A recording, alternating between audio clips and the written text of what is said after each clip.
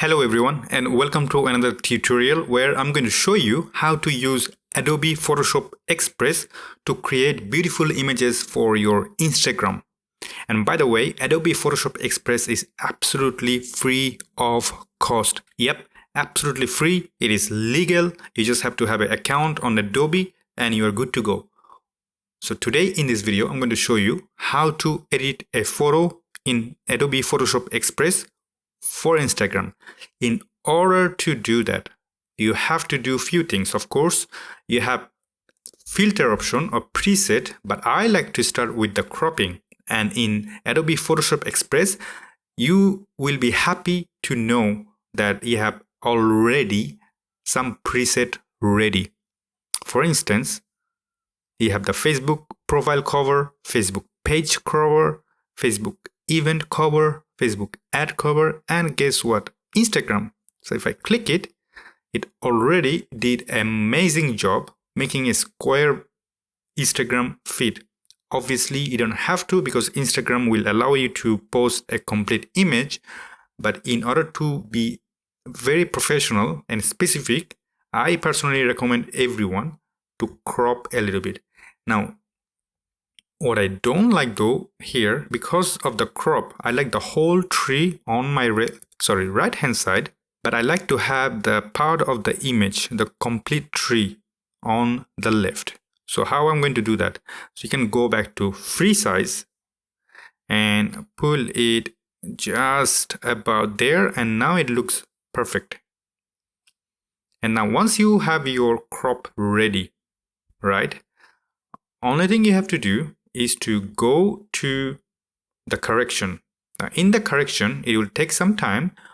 The photo is already amazing. However, I like a little bit brown look on my Instagram photo.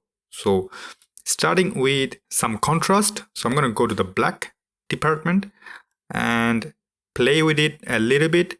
What I like, add a touch dark contrast so it looks nice and punchy, because at the end of the day, I recommend only thing you want to have this subject, in this case, pizza, to stand out, because that's your primary subject. The sky is beautiful, but you want people to see your main subject.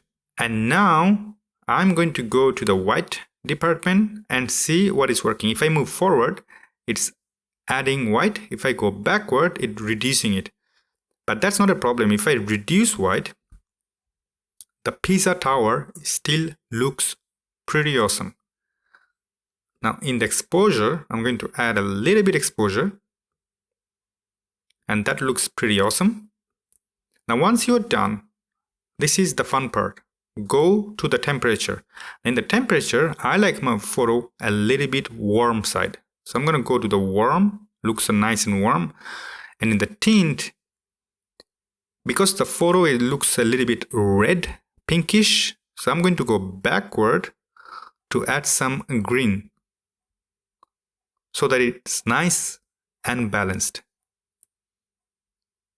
Then I like to have my photo a little bit saturated, not too much though, just about.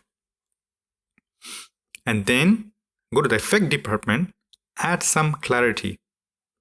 It gives you a really nice micro contrast. If you don't know what I mean, I'm going to zoom in for you. And look at that. So this is what happens when you go absolutely to nothing. It makes it glowy.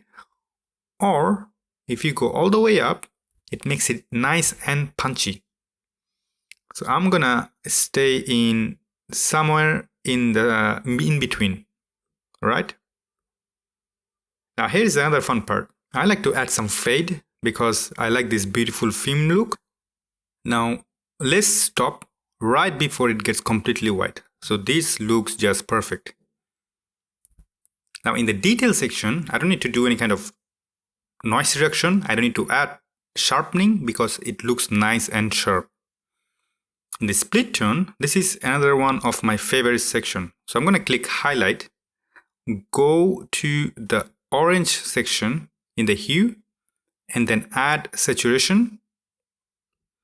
And in the shadow, I would like to go to somewhere in the teal and add some saturation.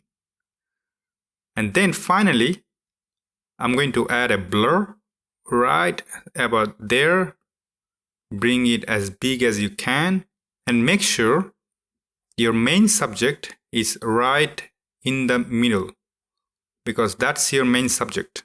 And make the middle size a little bit bigger. And once you are done, add some blur so that you have like nice simple bokeh. Look at that, looks super artistic. I'm gonna go back because it's all about micro adjustment. So I'm going to go back into my light, go to the contrast and add some contrast, and I will go to the highlight and reduce some highlight. Look at that, huge change.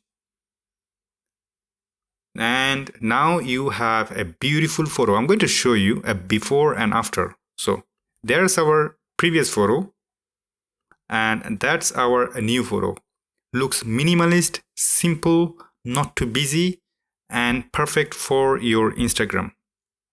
So take this as an example. Always make sure you make it square and always make sure you don't have too many things like the previous photo, and crop it so that people can pay attention to your story. I hope this tutorial has been very useful to you. If so, like and subscribe, and I see you in the future tutorial. Bye bye.